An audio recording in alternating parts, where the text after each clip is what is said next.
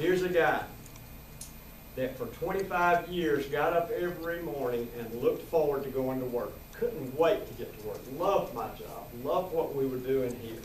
Felt like we were making an impact on the community, largely with people's health, physically, but also hopefully having an impact on their attitudes and their mental approach to life in a lot of different ways there too. So it was a difficult thing for me, even though financially it made great sense.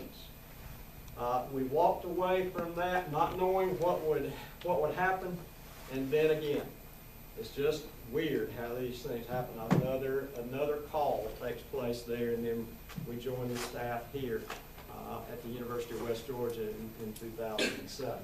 I'm still the kind of guy that every morning when I walk across that bridge to go to the athletic operations building, I realize how fortunate I am, because I love my work. I can't wait to get to work every morning. I can't wait to see you guys on a regular basis, those of you that I get to see regularly. And I realize that I've been placed in a position to where I better take advantage of the opportunity to have a positive impact on the people that are around me there too. So I try to challenge myself to do that. Not that I always have that kind of effect, but that's the sort of thing that I like to do. I brought some examples of some of the things that really kind of come out of my office or through the purview of my office. But at the same time, these are projects that are basically designed and implemented by young people like you. A lot of our graduate assistants that work within the athletic department, our interns, young people with great energy, with great zeal, and I've been very impressed with their expertise in different areas, have joined us. And with us having a limited budget, as you do in a Division II type program, they are really a lifeblood of the success that we're able to enjoy here at West Georgia. Things like the outreach programs, the HOWL, that's hopefully most of you attended back in early September. That was something generated and directed by our young people. Big pep rally there in University Stadium. We do things like going out and doing season ticket blitzes around at different businesses all over the community, to where our young people, our graduate assistants, our interns, represent West Georgia athletics at different corporate partners. They are often the first face that people will meet as a representative of our athletic department. Now, if we didn't feel confident about their presence and their presentation, they wouldn't be out there doing that. I'm sharing this with you to let you know we're impressed with the quality of student that we receive within our athletic department that comes through your educational experience here. So there's a wealth of opportunity, whether it be with West Georgia in a Division II setting, a larger university in a Division I setting, or even a smaller university in a Division III or an NAI type of setting there too. There are a wealth of opportunities out there. Now, what do I look for when someone brings me a resume and they're saying, Mr. Duffey, I'd like to work in the department here at West Georgia? One of the first things that I look for on a resume is how much volunteer experience does that young person have?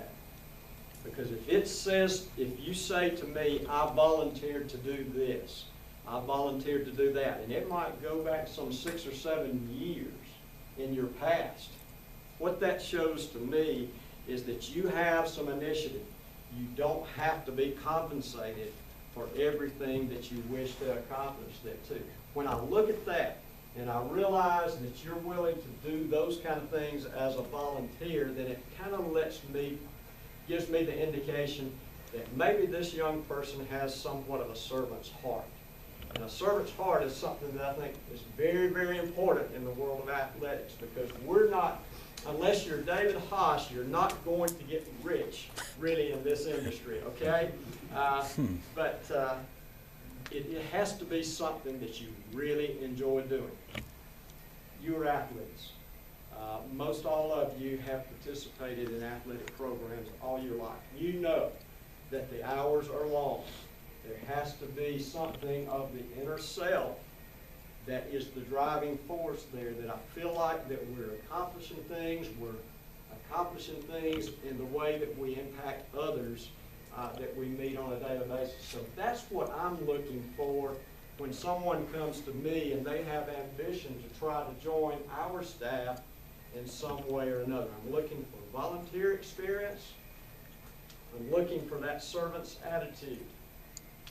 Servant's attitude, one of the things that I'm expecting, and I think each of you would agree, is you got to check your ego at the door.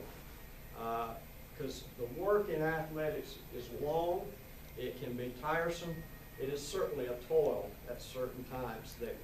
There are varied opportunities for service. Some days, like tomorrow, we'll be in jeans and t-shirts and down in the dirt getting the stadium ready for Saturday's game. It's not a glamour position tomorrow by any stretch of the imagination. There's a lot of sweat involved. There's a lot of down and dirty type things there too. So you got to check your ego at the door, and you got to be able to do what the job entails in order to be successful for the sake of the program, not for self. Athletics and the service within athletics is selfless. It is team-oriented there too. And so those are the things that we really look for. I'm really looking for someone when they come in our door and they inquire about possibilities that is not a briefcase toter. I'm not looking for someone as they achieve their academic degree that comes in with a briefcase and appears to me to be the one that's wanting to perch behind a desk and do all of their responsibilities at that particular point. In order for athletic programs to be successful, it is my belief that we've got to get out and meet the people and do things that are outside of our offices in order to be successful and to represent our university, in this case, in a great way. We have programs like our Wolves Helping Others program that Mr. Haas has probably shared with you, but we're constantly seeking, and he directs quite a few of these activities.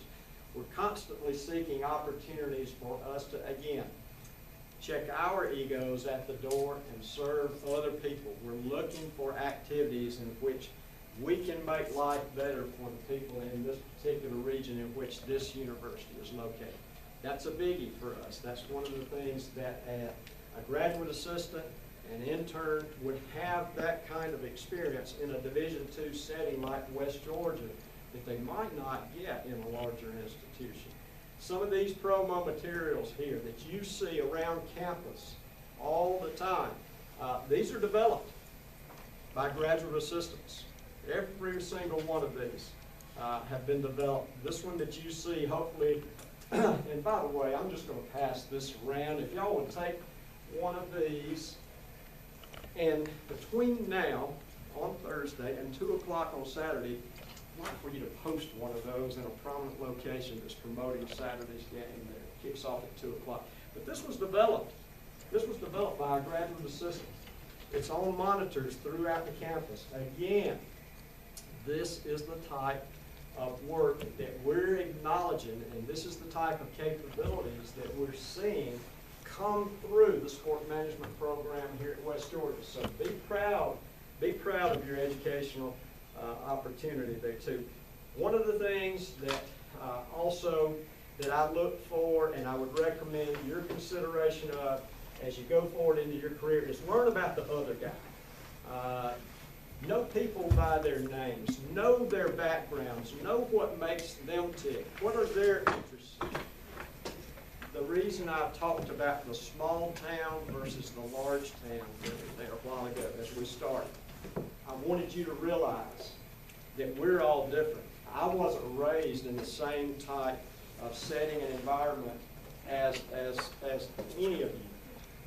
None of you were raised in the exact same type of environment as each other. That we're all different. We're all unique. And as we get into athletics, just like with any athletic team, the athletic department staff is very, very similar in that each member, in particular on a Division II level, each member of an athletic department staff brings unique abilities, and we acknowledge what those unique abilities are, and we all contribute in a manner so that we take those things that we have as our capabilities, we mesh them together, and hopefully when we mesh all of those unique abilities that each one of us bring from the different environments, the different sources of training, the different athletic experiences, the different coaching methods that we've experienced all of our life there, you bring all of those things together and you have a uniqueness. And hopefully we can blend all of those uniquenesses in our athletic department staff to where we become successful, acknowledging that each of us has something to contribute. So always acknowledge and recognize the other guy, get to know him or her and their uniqueness, and that they have capabilities that will lend to success of the team. So we're looking for those kind of things there as well. In a constant desire for us to improve our athletic department and our operation at West Georgia, some of the things that we do, we're constantly, and Ms. Haas can echo this there too, we are constantly looking at other programs throughout the country and throughout the world. Those institutions that we emulate, we wish to achieve their types of successes in various different programs. So we're consistently looking. We research from a career standpoint and a program standpoint, much like you research from a student and a career development standpoint. We're constantly looking for ways that we can improve our operation, that we can serve you as young students of our institution in a better way, and that we can certainly carry the flag for our university in a way that is pleasing to you as a student, pleasing to those out there that call themselves alums, which I am one, and be proud that we are carrying the flag. So we sense that responsibility, and we know that it's something that is unique to athletics in large part, in that we're a very recognizable function of this university. We must do things in a high integrity manner, which means that's the type of person that we're looking for, that observes the other guy, the uniqueness, observes and recognizes the ability to blend and mesh our talents together, and then come out with a beautiful result that can hopefully be successful for the sake of the university there too. So the thing that I've shared with you, basically, hopefully that you picked up and me just sharing with you for these few minutes, is that I'm a very fortunate guy in that I've always been in a setting to where I've loved what I've done. From the time that we stepped into Cook's Hardware and bought that first baseball glove until today, when I'm able to sit with young people in a peer that I feel so blessed to be a part of there too. So there's not many people that cut their teeth shagging foul balls and fly balls and carrying baseball bats for Hall of Famers as a 5 or 6 year old that might fade off into the sunset wearing the same school colors there too. So seize the opportunity that you have. Look at your situations as you are. Look around at the horizons that lie before you. Consider the things that I've shared with you there that I feel like are valuable components in being successful in athletic administration and sport administration there too. And I know so many of you around this room, and I've already seen so many of your talents there too, and I believe in it. And I know that you're going to make it big there too. So if there's questions that you've got about anything that we're doing at West Georgia, or my background, or anything from an experience standpoint, I'm here to answer them, okay? Thanks, y'all. Any questions? I've got a question for you. You know, you mentioned, you know, every job that you've had, you've enjoyed. You enjoyed getting up in the morning, and obviously you had a long span there where, you know, you had that going for you. Were there any opportunities that came along your way that you said no to because you thought, that's not something I'd get up every morning wanting to do? There certainly were, David. A lot of opportunities do, you know, and they do arise during the course of a career. And in this industry, in the athletic industry, those things do come along, you know, on occasion. So yes, you consider those, and I think, I know this is cliche, and I know it sounds cheesy and hokey and everything there too, but really, we've always considered our happiness on the job to really be, to supersede financial gain with any job as long as you had, you know, the resource that you needed to be able to satisfy all your financial obligations. So I guess, you know, that's something that we've always considered there too. Any other questions, y'all? There's no bad questions. Ahead. What was one of the toughest situations you had to deal with? One of the toughest situations? I'll be honest with you. The toughest situation that I've always encountered, that's always been something very difficult for me, is if you ever have to terminate an employee in the business world that I was in for 25 years. That was always something very, very difficult. That was the toughest thing for me to always do. I would always try to give, in those days, an employee ample opportunity to correct their actions, in most cases, unless it was something just, you know, very flagrant there too. But that was always the toughest thing for me. Steph? The first church that you ended up working at, you started off volunteering there with their youth. Mm-hmm. When they offered you a position, what was the title that they offered you? I was youth minister, and I had absolutely no training to do that at all there too. All of my background was in recreation, and recreation continued to be the platform in large part from which, you know, we operated there too. But there again, I think what your question is, there was a lot of OJT. There was a lot of on-the-job training with that. There's a lot of OJT with everything that you do every day, I feel like. Every day you can learn something that makes you, you know, more consistent with your approach. And you were still youth minister at the church in Kentucky? I was the recreation director. Yeah, I did get back formally into the recreation field at that point there too. So became more of an athletic eel at that time. Thanks to Kentucky basketball. Any other questions, y'all? Happy to answer them. It's always a pleasure to be able to be with you. Yes? How does it feel just like always working carrots and work to enjoy it? That's funny that you say that, because 2 of my 3 children do not live here in Carrollton. One of my children, I may never see him return to this area. He's you know, in various locations with his career there too, and he enjoys what he does there too. Me personally, I think one of the experiences that was very valuable to me along that line was going to Kentucky and experiencing life away from the hometown in which we grew up there too. That makes me value this place probably greater than had I lived here all my life and not seen, you know, another green pasture, so to speak, okay? But I don't have any misgivings at all about it there too.